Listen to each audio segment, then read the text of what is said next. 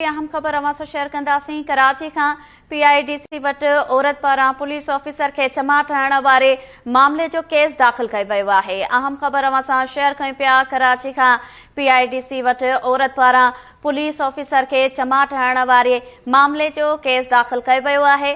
औरत ख़िलाफ़ civil line थाणे ते केस दाख़िल कयो वियो।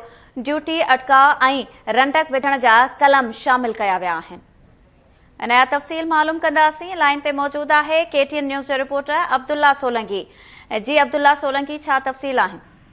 जी बिल्कुल, औरत के खिलाफ सिविल लाइन थाने ते इन वक्त केस दाख़िल किया वियो आहे, जिन केस में ड्यूटी अटका उन सां गॾु जेको सरकारी काम में मुदाख़लत वारा जेके कलम आहिनि उहे पिणु शामिल किया विया आहिनि। जिन मां इहो वाज़े कयां त जेको केस दाख़िल कियो आहे उहो साॻी DSP जंहिंखे औरत चंबो हयो आहे उन जे मदद में दाख़िल कियो आहे, जंहिंजो नालो इश्तियाक हुसैन ॿुधाए पियो वञे। उन जी फरियाद ते हीउ केस दाख़िल थी वियो आहे, जॾहिं त केस में 3 ॼणनि खे नामज़द कयो वियो आहे, जिन में औरत जेको चंबो हणंदड़ ऐं बदतमीज़ी कंदड़ औरत मसमात अनम आहे, जेकी ज़ाल आबिद अली मलिक ॿुधाए पियो वञे।